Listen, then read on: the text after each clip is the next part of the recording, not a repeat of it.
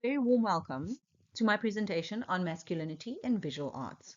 I'm V.Fredericks and I have selected one South African artist, identified three artworks, and explained the ways in which the artist interrogates the concept of masculinity in their work.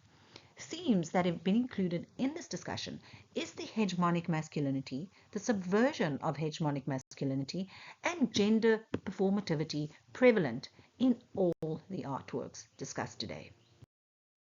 Thandiwe Msebenzi is a South African female photographic artist whose work we will be looking at investigating under the three pre-mentioned themes: hegemonic masculinity, subversion of hegemonic masculinity, and gender performativity. The pieces we will be looking at identifying these themes within is Phansi Kwebedi Kagogo, Under Granny's Bed, Utata Undipota Inwele, My Father Plaits My Hair, and Asimbone Amakwenkweni number 4. Exploring the way that Thandiwe interrogates the concept of masculinity in her art is an interesting investigation, one that provides a dogmatic vantage point. The situation offers an interesting juxtaposition as it's presented through her presence as a female. It invites a soft, silent opinion, which is evident in most of her photographic compositions. Thandi's work is centered around her trying to understand masculinity. She states, "It's about me seeing myself in masculinity, me being the observer of masculinity, and me being affected by masculinity." A socially constructed set of behaviors and character traits embodies the masculine presence in general, but Thandi specifically focuses on the performance of gender within everyday life. The cultural concept of what it means to call oneself a man was coined by sociologist Raewyn Connell as hegemonic masculinity. Restrictive emotionality entails not expressing vulnerable emotions. Hypercompetitiveness drives the narrative that all men should attempt to prove their strength, and dominant control enforces the ideal that to claim superiority within societal constructs is the ultimate identifiable feature of what it takes to be a successful man. Phansi Kwebedi Kagogo is an artwork from the photographic series Awundiboni, You Don't See Me, exhibited from 2016 to 2017. In a 2017 interview with the Design in Indaba team, Thandi explained that this work highlighted domestic spaces, such as a bedroom which was modified by fear. Various weapons are hidden underneath many South African women's beds, which function as a means of protection. The image of her grandmother's weapons placed on her bed showcases the juxtaposition of the soft, peaceful energy one would find within your own sleeping environment to the harsh reality of not only seeing a series of weapons, but the ideal surrounding the use of them within a violent confrontation. An unsettling window is created as the awareness of hypervigilant women is catapulted, and how their attempt to survive patriarchal dominance is ever looming. At an honors level, this work really does demand that we look past the surface aesthetic and interrogate the deep-seated spatial and psychological traumas of South African women. By bringing her grandmother's hidden weapons into the light, Msebenzi challenges the traditional boundaries of the domestic sphere, utilizing what Bell Hooks calls the oppositional gaze. It forces viewers to confront the invisible warfare occurring in private spaces. In her 2017 Indaba interview, Msebenzi noted that these bedrooms are modified by fear. Now, theoretically, this directly subverts classical spatial feminism, which often romanticizes the domestic sphere as a safe haven and quite peaceful. Instead, Msebenzi introduces Sigmund Freud's concept of the uncanny, or das Unheimlich. Let's take the bed, the ultimate symbol of rest. Softness, vulnerability. It is weaponized. The familiar becomes unfamiliar and threatening, exposing how fear alters the very geography of the home. Moving deeper into the psychological impact, the presence of these weapons encapsulates Johann Galting's concept of structural violence. The threat of patriarchal dominance is always looming. It creates a state of domestic panopticism where women feel constantly under siege. This induces what theorists call somatic terror. It is a fear that is so deeply internalized that it dictates bodily habits and survival strategies. Examples of such is sleeping within an arm's reach of a weapon. Finally, we must look at the material culture within this frame. These are not random props. They are Gogo's weapons. Through an intersectional lens, as articulated by Kimberly Crenshaw, the specific anchoring to a Black South African grandmother highlights how generational trauma and structural vulnerabilities are passed down through generations. The stark visual juxtaposition between the soft, peaceful bedding, the cold, harsh weapons acts as a conceptual shock tactic, shattering the illusion of domestic peace and documenting an ongoing historical struggle for survival. Speaking from a place of her personal upbringing, Tandiwe grew up surrounded by strong females, a fierce matriarchal family that resisted the slightest form of oppression. Dismantling the culturally idealized dominant form of manhood, Tandiwe found herself surrounded by equally strong yet soft men, who she describes as trying to find their sense of self. Subverting hegemonic masculinity, she speaks about her father, who stands firmly as a beautiful childhood memory, plaiting her hair the night before school in order to support the females in the home and all the responsibility that they were burdened with.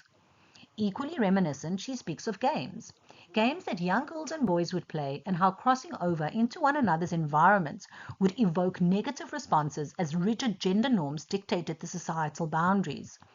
This artwork, Utata Undipota Nwele, explored alternative gender roles that were constantly negotiated and how binaries forced female individuals in her own family to adapt to hypermasculine, almost hostile spaces, leaving the males in her home to redefine their own manliness and allowing her to explore subversion. On further investigation, this artwork presented four theoretical approaches. The first being that of the matriarchal upbringing and resistance theory. Tandiwe highlighted that she grew up in a fierce matriarchal family which resisted the slightest form of oppression. It aligns with the Black feminist thought, which was presented by Patricia Yields Collins, and African feminism such as Obiama Nameka's Negro-feminism. Collins emphasizes how Black women historically built safe spaces, or Black female spheres, in order to resist intersecting oppressions. In an African context, matriarchal resilience is often a survival strategy against both colonial history and indigenous patriarchal structures, where women leverage collective power in order to sustain the household. The second theory is that of subverting hegemonic masculinity. Tandiwe's father plaited her hair in order to share domestic burdens, standing in vast contrast to this dominant form of manhood.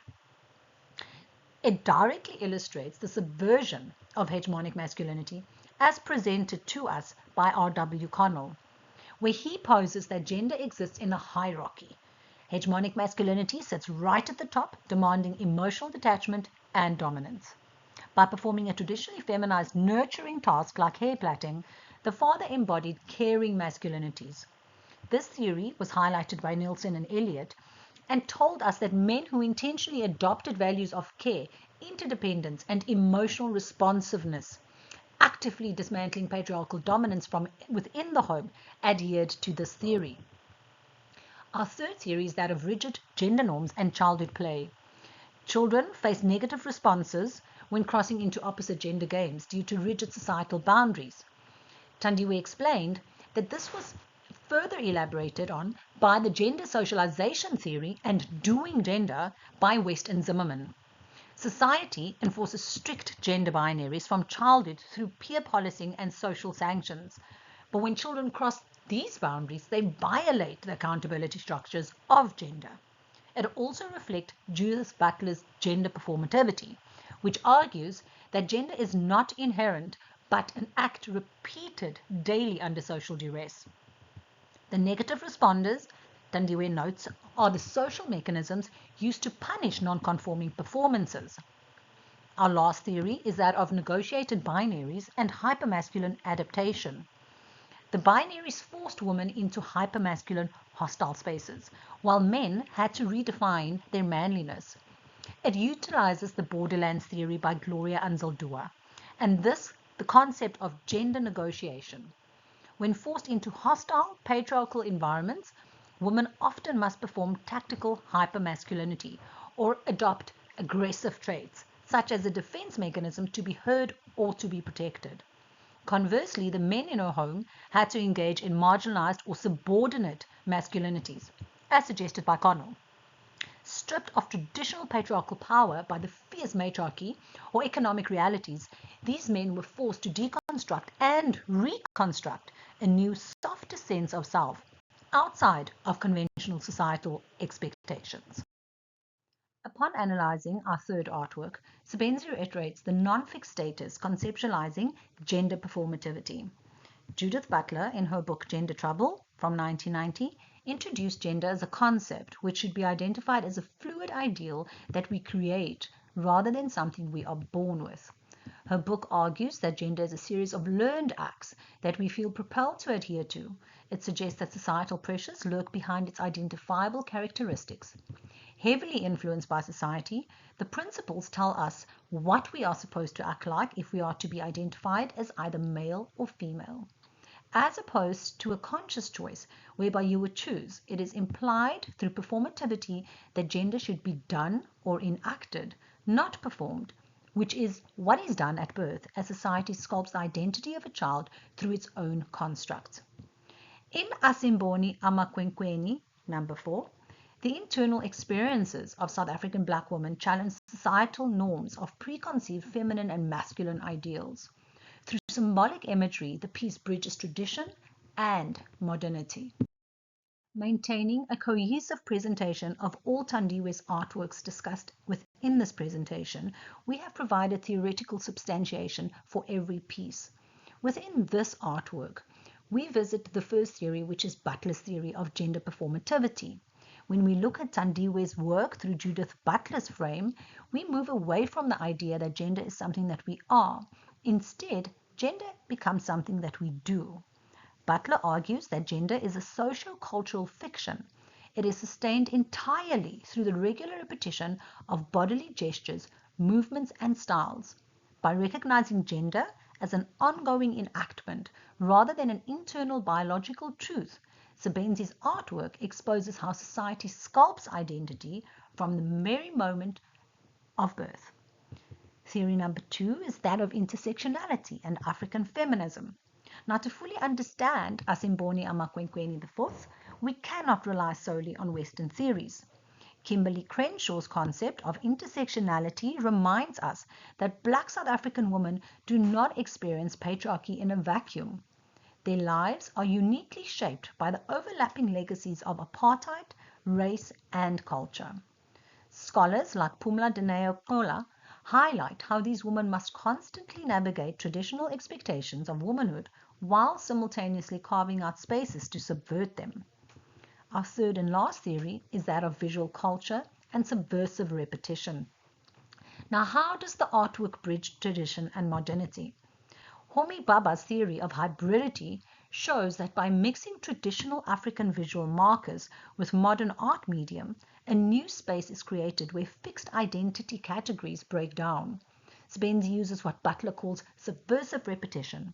She takes traditional gender symbols but alters them just enough to expose them as artificial constructs, turning the artwork into a powerful site of social critique. Gender is constantly being negotiated as a socially constructed concept.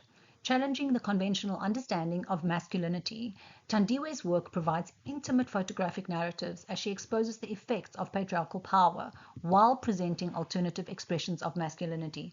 Supported by theories of hegemonic masculinity, gender performativity, and intersectionality, her work contributes to the shaping of global identities through social and cultural experiences. Through art, Thandiwe uses her creative lens as a powerful medium to communicate important theories on the questioning of dominant gender norms and encouraging alternative perceptions of identity in contemporary South Africa. Not only was I left feeling enriched by the knowledge gained through the research of this presentation, but I'm truly grateful for the time and consideration provided by my lecturers and peers at the faculty in dedicating true interest, but also for the opportunity to contribute to the universal discussion surrounding masculinity within the visual arts.